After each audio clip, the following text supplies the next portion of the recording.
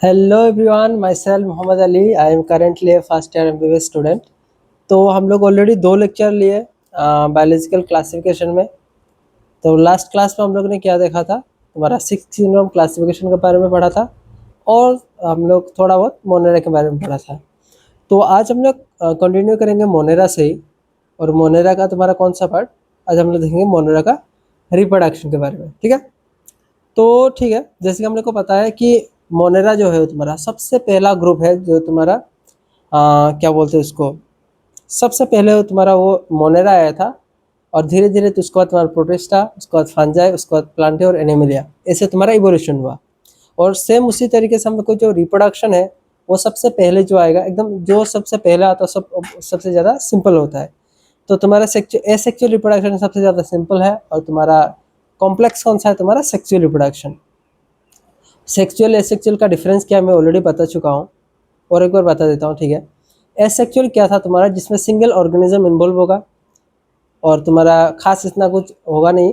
और लेकिन तुम्हारा जो सेक्सुअल रिप्रोडक्शन है उसमें क्या होता है, एक से ज़्यादा तुम्हारा ऑर्गेनिज्म इन्वॉल्व होगा। ऊपर से तुम्हारा गेमिट गेमिट बनेगा, उसके बाद ओवा बनेगा, दोनों को फर्टिलाइज होगा, फर्टिलाइज होकर तुम्हारा क्या बनेगा, नया ऑर्गेनिज्म फॉर्मेशन होगा। ठीक है, तो अभी तुम खुद अभी मेरे को बताओ कि जैसे कि मोनेरा सबसे पहले आया, तो सबसे सिंपल प्रोसेस होना चाहिए, सबसे सिंपल रिप्रोडक्शन होना चाहिए। तो उस हिसाब से तुमको क्या लग रहा है, कौन सा होना चाहिए, सेक्सुअल रिप्रोडक्शन या एसेक्सुअल? लॉजिक लगाओ, देखो लॉजिक से आंसर आ जाएगा तुम्हारा, क्या आएगा, एसेक्सुअल रिप्रोडक्शन। ऑफ कोर्स, तो तुम्हारा क्या होगा, एसेक्सुअल, ओनली एसेक्सुअल रिप्रोडक्शन। तो अभी बोलोगे कि तो मेरे साइड में ये क्यों लिखा कि short of sexual reproduction present. देखो मैं क्या लिखा, short of sexual reproduction, sexual reproduction नहीं, ये सेक्सुअल रिप्रोडक्शन नहीं है। ऐसे ऐसे में क्यों सेक्सुअल रिप्रोडक्शन लिखा शॉर्ट ऑफ, वो मैं बाद में बता रहा हूँ। सबसे पहले जो एसेक्सुअल रिप्रोडक्शन है उसको भी बहुत सारा टाइप्स है। तो उस पे एक टाइप है तुम्हारा बाइनरी फिजन। बाइनरी फिजन का मतलब क्या होता है, फॉर एग्जांपल ये मेरा एक ऑर्गेनिज्म है, ये बीच में से क्या होगा, ये दोनों में मैंने काट दिया बीच में से और दो अलग अलग डिवाइड हो गया। सपोज ये दो दो में डिवाइड हो गया और उसके बाद दो क्या होगा, नया ऑर्गेनिज्म बन गया। तो ये है तुम्हारा क्या, बाइनरी फिजन। तो बाइनरी फिजन क्या होता है, मोनेरा के अंदर सबसे कॉमन है, उसका सबसे ज़्यादा फेवरेट है। तो मोनेरा का सबसे ज़्यादा फेवरेट कौन सा है तुम्हारा, बाइनरी फिजन, जिसको हम लोग और क्या बोलते हैं, एमाइटोसिस भी बोलते हैं। ठीक है, और ये तुम्हारा क्या होता है, फेवरेबल कंडीशन, अगर उसको खाना पीना अच्छा से दोगे, कोई तुम्हारा डिस्टर्बेंस नहीं है, कोई दिक्कत नहीं है उसको, तो वो क्या शो करेगा, तुम्हारा बाइनरी फिजन शो करेगा। फॉर एग्जाम्पल अभी अनफेवरेबल कंडीशन आ गया, सपोज को कोई खाने पीने में दिक्कत है, खाना पीना नहीं मिल रहा है जितना चाहिए, या फिर उसका जो एनवायरनमेंट है वो जो थोड़ा ज़्यादा टेम्परेचर हो गया, या फिर तुम्हारा pH ज़्यादा हो गया, कम हो गया, तो मतलब कोई भी डिस्टर्बेंस आ गया। तो नॉर्मल जैसे होता है कि फॉर एग्जांपल अगर तुम्हारा कोई डिस्टर्बेंस आ गया तो तुम क्या करते हो, कमरे में बंद कर लेते हो खुद को। जब तुम्हारा डिस्टर्बेंस चारों तरफ खत्म हो जाता है उसके बाद फिर से क्या करते हो, दरवाजा खोल देते हो। सेम तुम्हारा क्या करता है मोनेरा, ये जब तुम्हारा कोई ऐसे डेंजरस कंडीशन आ गया, डेंजरस कोई भी कंडीशन है, तो क्या करता, खुद को एक स्पोर के अंदर क्या करता था, बंद कर लेता। और वो तो उसी को हम लोग क्या बोलते हैं, एंडोस्पोर। स्पोर के अंदर खुद को बंद कर लेता है और उसमें क्या करता है, तुम्हारा जो मेटाबॉलिक प्रोसेस है, मेटाबॉलिक प्रोसेस को क्या करता है, बहुत स्लो कर देता है। मेटाबॉलिक प्रोसेस मतलब क्या, जो हम लोग खाना पीना खाते हैं ना, तो उसका डाइजेशन का, एब्जॉर्प्शन का वो प्रोसेस क्या होता है, या फिर हम लोग को जो चलना फिरने में खर्च होता है, वो सारा क्या करता है, बहुत स्लो कर देता है। तो उसका एनर्जी रिक्वायरमेंट ऐसे क्यों कर रहा है, क्योंकि एनर्जी रिक्वायरमेंट उससे कम हो जाएगा, उसको एनर्जी का ज़रूरत कम होगा, तो अच्छा से रह पाएगा। जब फिर से तुम्हारा बाहर का कंडीशन अच्छा हो जाएगा तो फिर से क्या करेगा, वो एंडोस्फीयर से बाहर निकल के आएगा और बहुत सारा तुम्हारा एमाइटोसिस करके क्या बनाएगा, बहुत सारा मोनेरा बनाएगा। तो इसको हम लोग क्या बोलते हैं, एंडोस्पोर। आई होप समझ आ गया ये। अभी देखो, अभी मैं समझाता हूँ कि सॉर्ट ऑफ सेक्सुअल रिप्रोडक्शन क्यों लिखा हुआ है।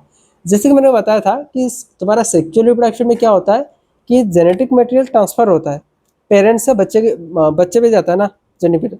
सेम फॉर एग्जाम्पल कभी ऐसा हो गया कि दो बैक्टीरिया था, इससे अलग अलग था, उसके बाद दोनों के बीच में कोई एक ट्यूब आ गया, तो क्या होगा, तुम्हारा एक बैक्टीरिया से दूसरा बैक्टीरिया के अंदर क्या होगा, तुम्हारा जेनेटिक मटेरियल चला गया। देखो अभी जेनेटिक मटेरियल तो चला गया अभी, तो उस हिसाब से हमने क्या बोलना चाहिए, इसको सेक्सुअल रिप्रोडक्शन।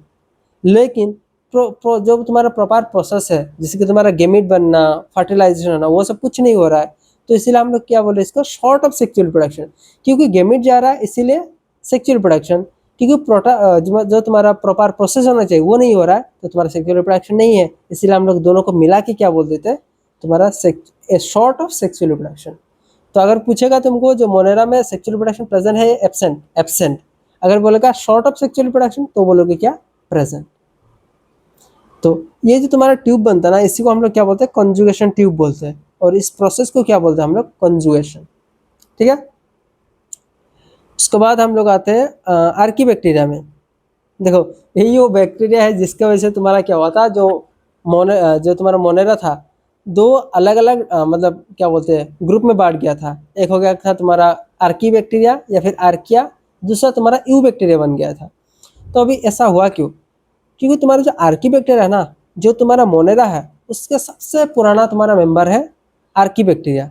अभी तुम खुद थोड़ा अगर इमेजिन करोगे या फिर इमेजिन के आगे लॉजिक भी लगाओगे तो आंसर आ जाएगा। देखो अगर वो सबसे पहले आया, और मैं तुम लोगों को क्या बताया था कि जो सबसे पहले कंडीशन था वो बहुत हार्श कंडीशन था, बहुत खराब कंडीशन था, तो उस हिसाब से उसका जो सेल वॉल है वो बहुत ज़्यादा मजबूत होना चाहिए, ताकि जो बाहर का कंडीशन है उससे क्या होगा, तुम्हारा अंदर का जो तुम्हारा चीज़ है उसको प्रोटेक्ट करके रख पाएगा। तो उसके लिए क्या चाहिए, उसका जो कवरिंग है या फिर सेल वॉल है वो मजबूत होना चाहिए।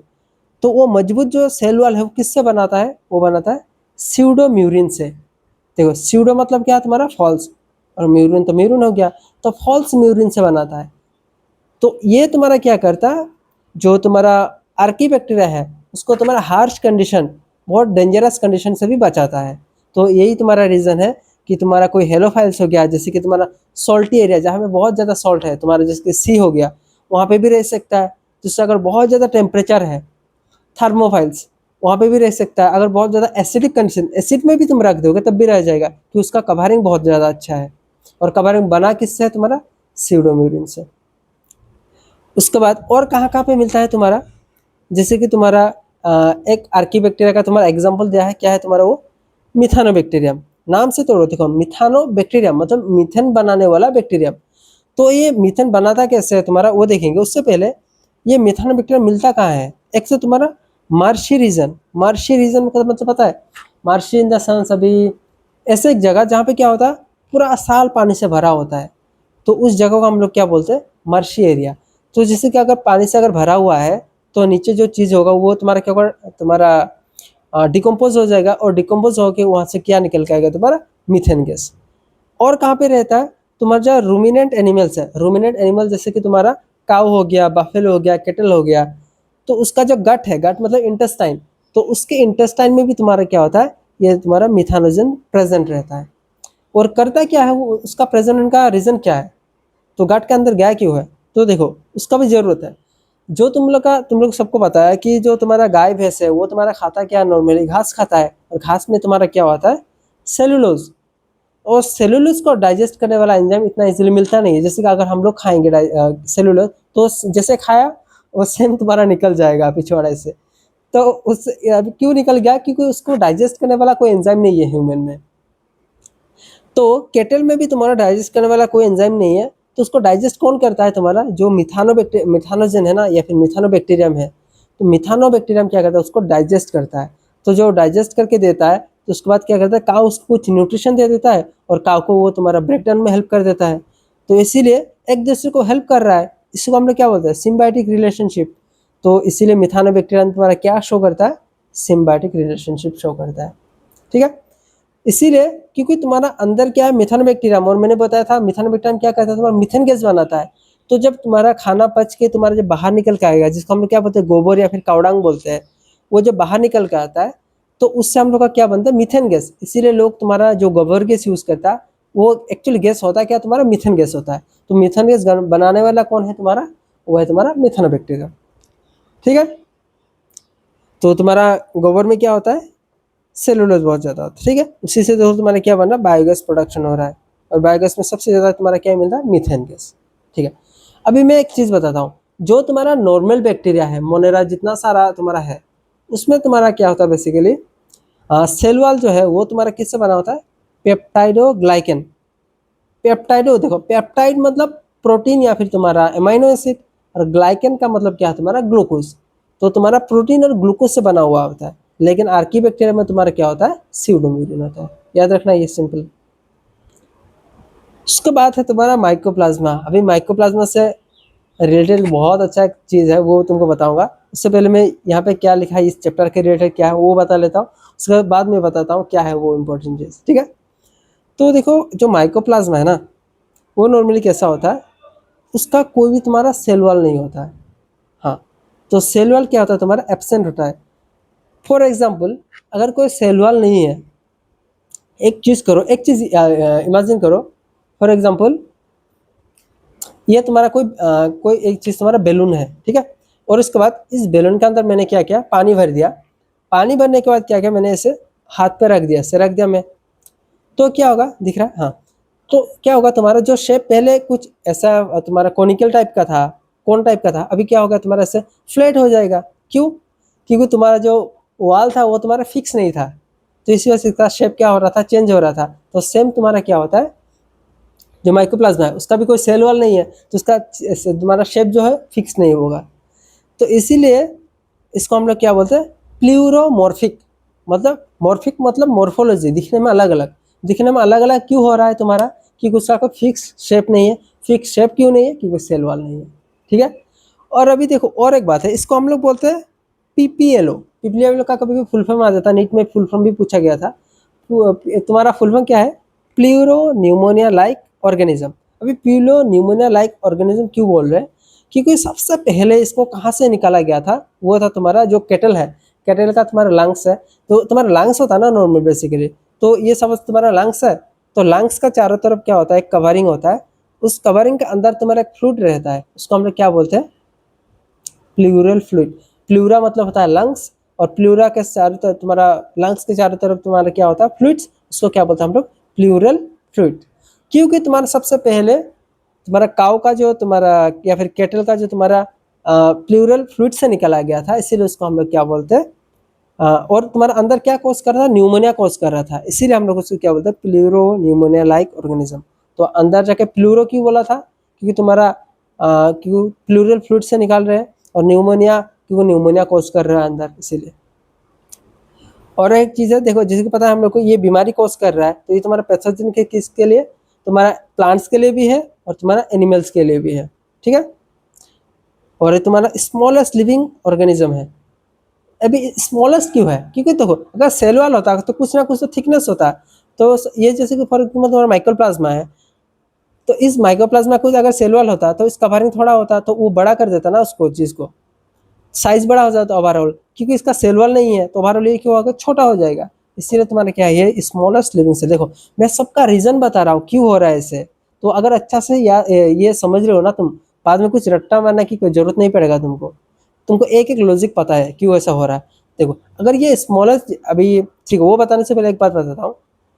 हम लोग कभी अगर सपोज मेरे को कोई एक चीज़ पता करना है, ये बैक्टीरिया है या नहीं, सबसे पहले हम लोग क्या करते हैं, एक तुम्हारा पेपर मिलता है, जैसे कि ये तुम्हारा एक पेपर हो गया। तो बैक्टीरियल फिल्टर पेपर नाम का एक पेपर मिलता है, और तुम्हारा वायरल फिल्टर पेपर भी मिलता है। तो उससे क्या होता है, अगर इस फिल्टर पेपर के थ्रू, इस पेपर के आर पार अगर तुम्हारा बैक्टीरिया पार हो रहा है, तो तुम्हारा बैक्टीरिया नहीं है। अगर पार नहीं हो रहा है, तुम्हारा बैक्टीरिया है। सेम तुम्हारा अगर वायरस पार नहीं हो पा रहा है, तो तुम्हारा क्या हो, तुम्हारा वायरस है। क्योंकि सबका साइज क्या होता है, अलग अलग होता है। लेकिन माइकोप्लाज्मा जो है, वो जो बैक्टीरिया का फिल्टर पेपर है, उससे भी तुम्हारा क्या होता, पार हो रहा था। अभी लोगों को लगा अरे अगर ये बैक्टीरिया है तो ये तो पार नहीं होना चाहिए था, लेकिन हो रहा था। क्यों? दिमाग लगाओ, क्यों? क्योंकि सेल वॉल नहीं था, तो इसका साइज तुम्हारा क्या, छोटा था, तो इसीलिए पार हो जा रहा था। तो ये था रीजन। तो इसीलिए देखो, can pass through bacterial filter. और ये तुम्हारा क्या होता है, सिंथेटिक मीडिया में भी ग्रो हो सकता है। Synthetic media in the sense, synthetic media मतलब तुम कहीं पे भी ग्रो कर सकते हो कुछ भी। फॉर एग्जांपल मैं यहाँ पे कुछ खाना दे दिया, उसके बाद वहाँ पे मैं थोड़ा सा तुम्हारा माइक्रोप्लाज्मा रख दिया, थोड़ा टाइम बाद क्या होगा, बहुत सारा हो जाएगा। मतलब कहीं पे भी ग्रो कर सकता है अगर तुमने खाना दे दिया उसको, ठीक है। हाँ, जो भी मैं बोल रहा था इंपॉर्टेंट चीज़, वो इंपॉर्टेंट चीज़ क्या है, तुम्हारा जो माइक्रोप्लाज्मा है ना, ये तुम्हारा स्पर्म प्रोडक्शन का घटा देता है। तो अगर किसी को माइकोप्लाज्मा का इन्फेक्शन हुआ, तो उसका स्पर्म प्रोडक्शन एकदम बंद कर देगा। तो उससे क्या होगा, तुम्हारा नया जनरेशन नहीं बन पाएगा। तो लड़के लोग माइकोप्लाज्मा से पंगा मत लेना, ये बहुत खतरनाक चीज़ है, ठीक है।